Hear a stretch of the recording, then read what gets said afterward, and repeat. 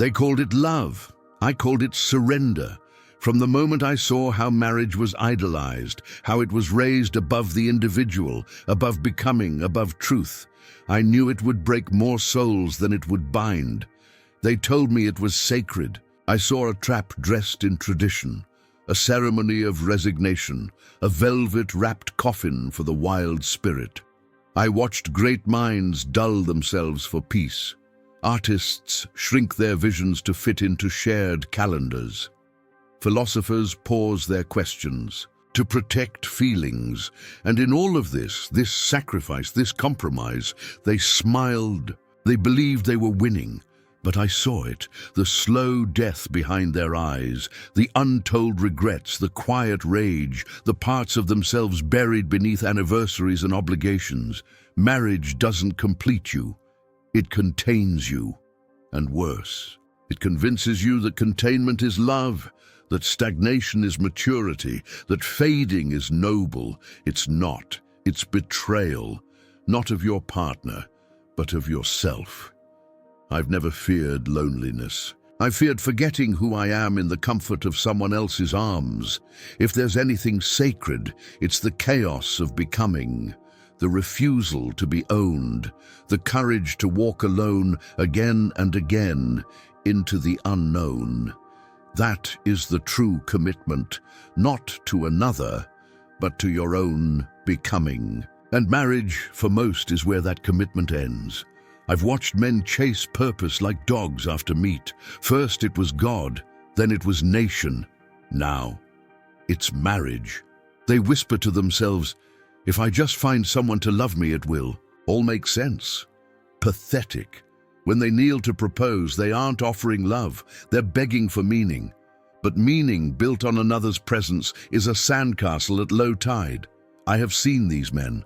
Their eyes grow dim, their laughter stiffens. They trade their chaos for comfort and call it a victory.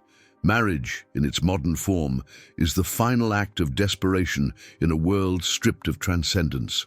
No longer do they create, no longer do they revolt, they settle. In every sense of the word. This institution doesn't save the soul, it sedates it, and society applauds this sedation. Look, he's matured, they say. But they're not clapping for growth, they're clapping because you've surrendered. I once thought, perhaps there was something noble in union, something higher.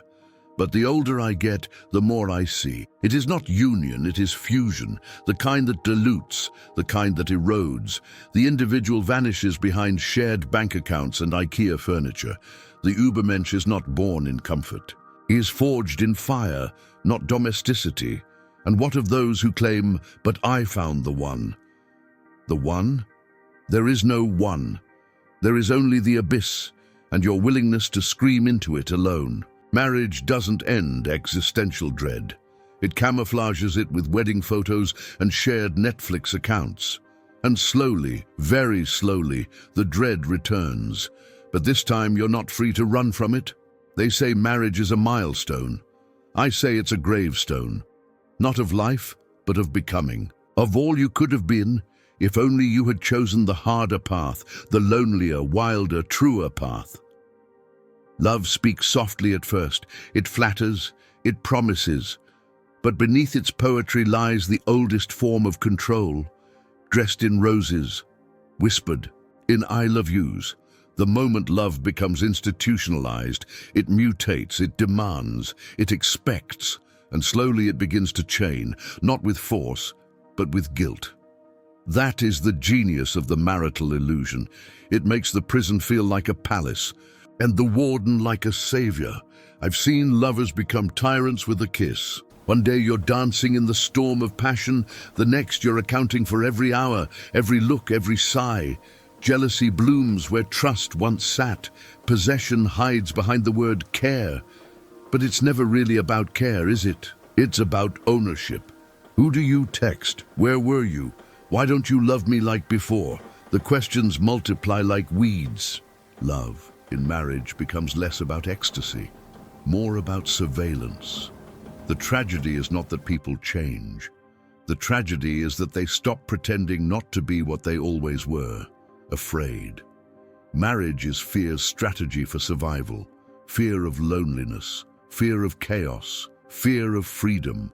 So they wrap themselves in the comfort of us and slowly suffocate the self within. What they call love is often just mutual need, dressed up in rituals reinforced by rings.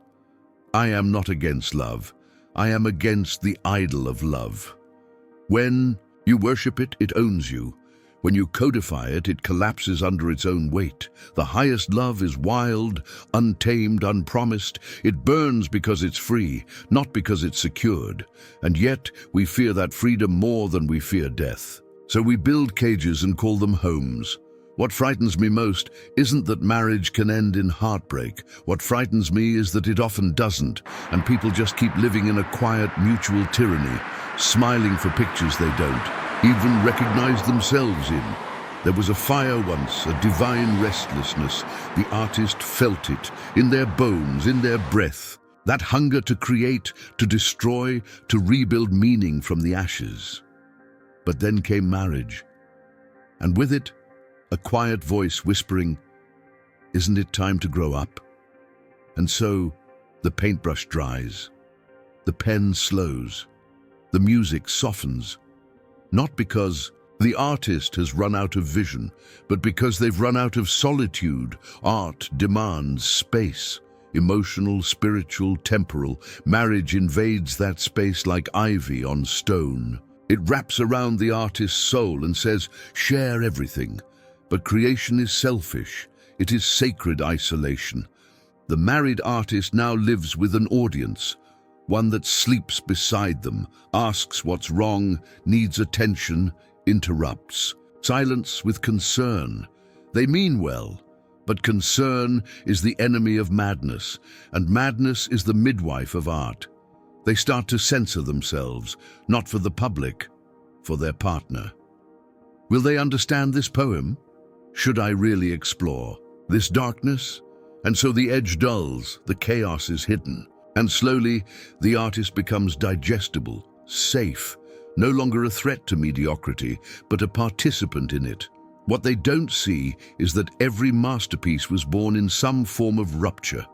The artist must live on the boundary of collapse. But marriage wants stability, predictability, a schedule, and art cannot breathe in a schedule. It gasps under routine. It drowns in comfort. The worst part? The artist convinces themselves they're still creating, but it's no longer for truth. And it's for approval, for harmony, for peace in the home. And just like that, the wild voice that once howled into the void now whispers, politely, from behind a wedding ring. There's a subtle violence in fairy tales. Not the dragons, not the curses, but the ending. And they lived happily ever after. That phrase has ruined more lives than any war, because it sold people the idea that joy is permanent, that peace is guaranteed. If only you find the right person. It's not just naive, it's immoral. It trains the soul to expect stagnation as reward. Marriage, as it's sold today, is not a union of two evolving beings.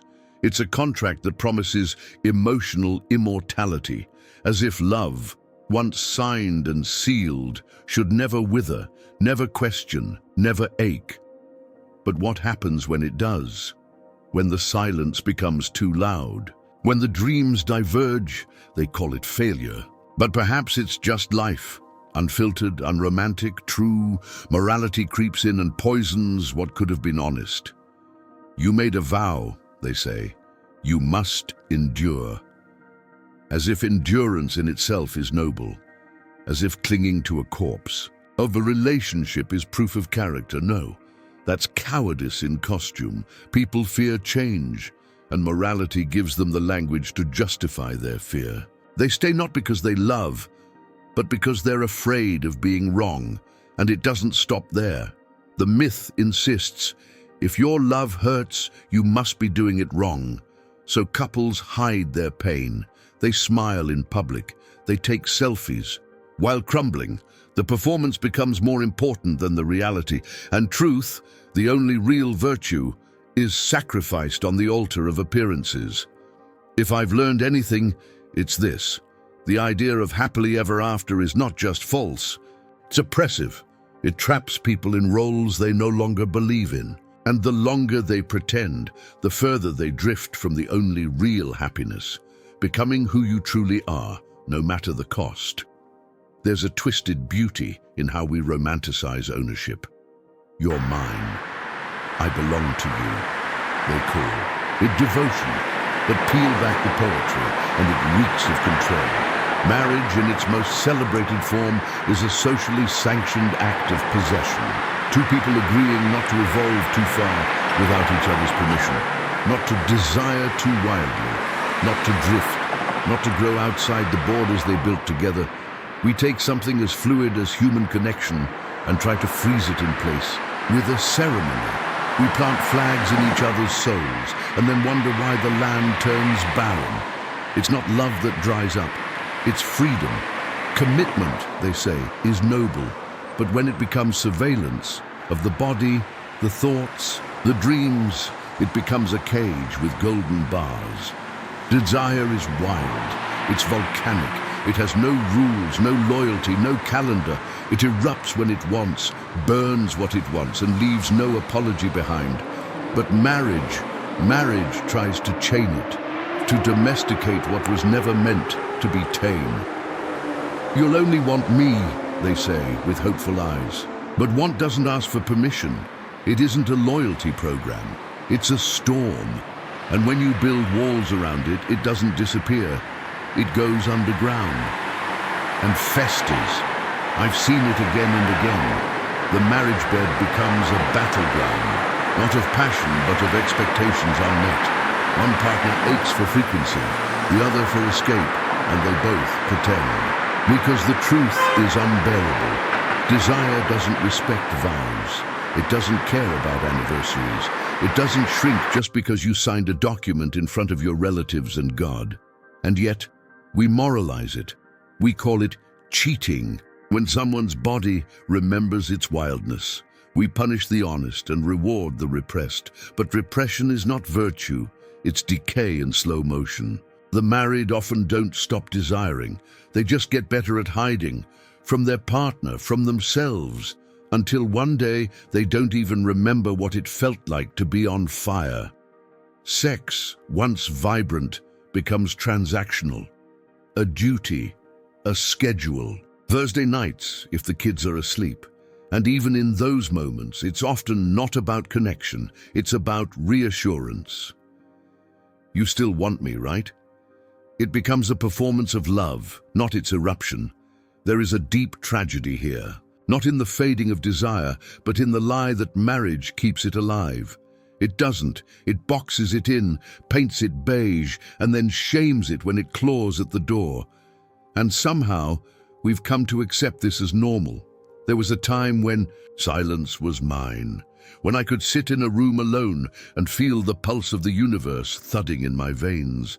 That silence, terrifying, liberating, was where I met myself. The real self, not the social mask, not the lover, not the thinker, just the raw, chaotic swirl of being. But marriage steals that. Quietly, sweetly, permanently. They say companionship is the cure to loneliness. But I've found the loneliest people sleep beside someone every night. Solitude isn't about being alone, it's about being unobserved. And in marriage, you're always being watched, even in sleep, even in silence. There's a presence, soft, familiar, suffocating. You no longer belong to yourself fully. You belong to the we. I mourn for the mornings where I could rise with no need to explain my mood, for the nights where I could descend into darkness without a concerned voice asking, "Are you okay?" No, I'm not okay. And that's the point. The soul needs collapse. But collapse frightens the domestic order. It disrupts the illusion of harmony. So in marriage, you learn to suppress, to smile, to reassure, and the self begins to erode. Solitude is not a luxury for the philosopher. It is a necessity. Great thoughts are not born in dinner conversations or shared grocery lists. They are born in the abyss, in the quiet terror of nothingness. But marriage wants to fill that space with chatter, with planning, with presence. It doesn't mean to kill your solitude. It just happens to be built on its grave, and soon you forget what it felt like to be alone and infinite, to drift without needing to anchor. You exchange the ocean for a bathtub and tell yourself it's enough. But somewhere, deep down, the wave still calls, and the bed beside you begins to feel less like comfort and more like a cage lined with warmth, safety, stability, predictability, the holy trinity of the bourgeois dream. And marriage, in its modern form, is the altar on which these false gods are worshipped. It promises emotional security, that elusive feeling of never being left, never being hurt, never being surprised. But I've never trusted safety. I've always felt that what people call emotional security is just another word for sedation. The bourgeois mind cannot tolerate uncertainty. It wants everything labeled, scheduled, insured, even love, especially love. And so marriage becomes a contract of emotional guarantees. You won't leave, you won't change, you'll love me the same forever. But love that does not change is not love. It's nostalgia in disguise, it's theater, it's repetition. I've met couples who haven't truly spoken to each other in years, but they feel safe. What they really mean is they know what to expect, and so they stay. Not because they're growing, but because they've built a routine sturdy enough to hide inside. But a fortress can quickly become a tomb. The bourgeois fantasy is built on fear, fear of being alone, fear of emotional chaos, fear of the unknown. So they create rituals, anniversaries, date nights, couples therapy, not for connection, but for control. Everything becomes a system, even affection, and the soul, wild and chaotic by nature, quietly dies under the weight of all this order. To truly feel is to risk, to open your heart knowing it may be shattered, but marriage often seeks to eliminate that risk, to sterilize love into something manageable, safe, and in doing so, it neuters what made love divine in the first place, its unpredictability, its madness, its power to destroy and resurrect in a single breath. They say children give life meaning, that they're the next chapter, the legacy. But I've always wondered, meaning for whom? Is it meaning, or is it entrapment dressed in the language of love? Because once the child arrives, the contract of marriage deepens, not in intimacy but in duty. The wild becomes routine, the individual becomes structure, and life, once open-ended, is now a loop of waking, feeding, surviving.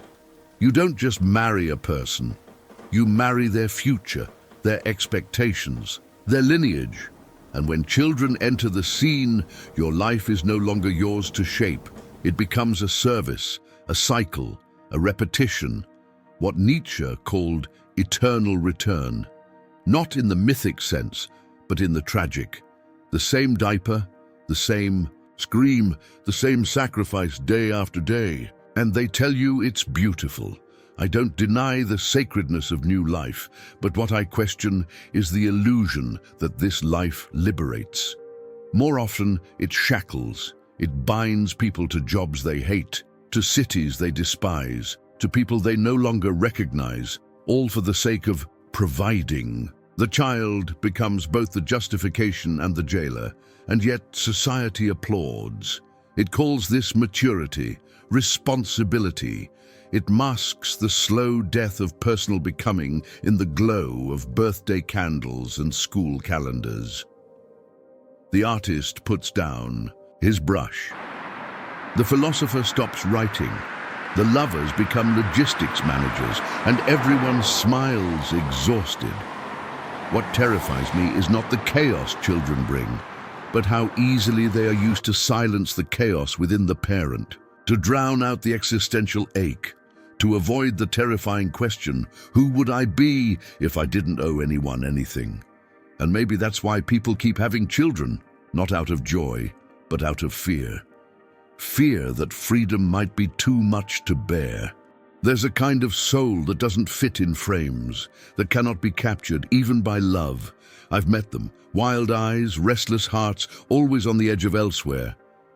These are the free spirits, not romantics, not rebels, something deeper. They're haunted by the idea of belonging, allergic to permanence, intoxicated by the horizon. And for them, marriage is not a home, it's a leash. The tragedy is that these souls often fall in love, deeply, intensely. But love, for them, is not an anchor, it's an accelerant. They want to love and leave, to connect and roam, but the world mistrusts this kind of freedom. It calls it immature, selfish, unstable. So the free spirit tries to compromise. They promise, they commit, they move in. And with each small gesture of stability, a part of them dies.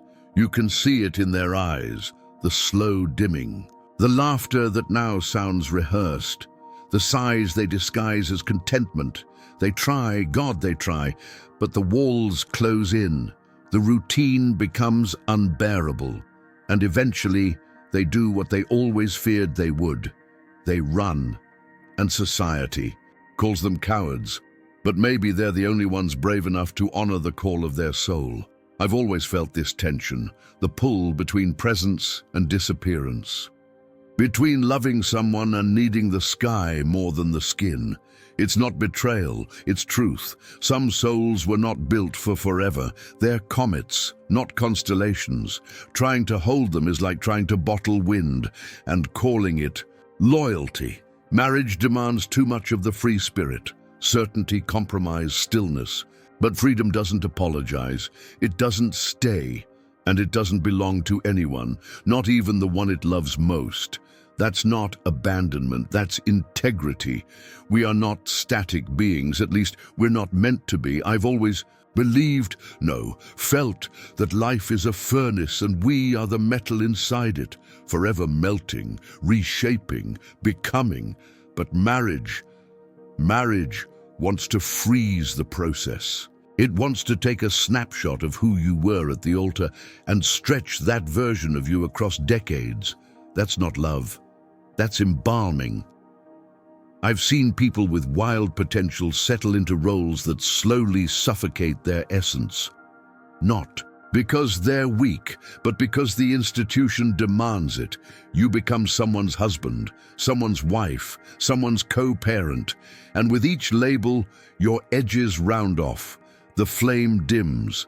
The infinite possibilities of who you might have become are traded for the predictability of who you've agreed to be. What they don't tell you is that becoming yourself is a violent process. It involves shedding skin, burning bridges, leaving comfort behind. Marriage, by design, discourages this. It rewards consistency, predictability, sacrifice. But sacrifice to what? To the altar of security? To the illusion of forever? And then comes the guilt. The fear of hurting someone you once loved, the shame of wanting more space, more change, more you. So you stay, you compromise, you tell yourself this is growth. But deep down, a voice is whispering, you were meant for more than this. To become fully yourself requires solitude, chaos, the freedom to destroy and rebuild without permission. And marriage, no matter how romanticized, is a fortress that resists destruction. It's built to preserve, not transform. But preservation is the death of the soul. The soul needs to erupt, to fail, to wander. And when it can't, it calcifies into something polite, functional, and tragically incomplete. Let them call it bitterness. Let them say, I don't understand love. I've simply chosen to protect the sacred within me, the part that refuses to be domesticated, the part that knows preserving your fire will always look like rebellion to those who've extinguished theirs. If anything I've said burns inside you, then good. Let it burn. Let it remind you of who you were before you were told who you should become. Comment below. Some souls were not built for forever. They're comets, not constellations.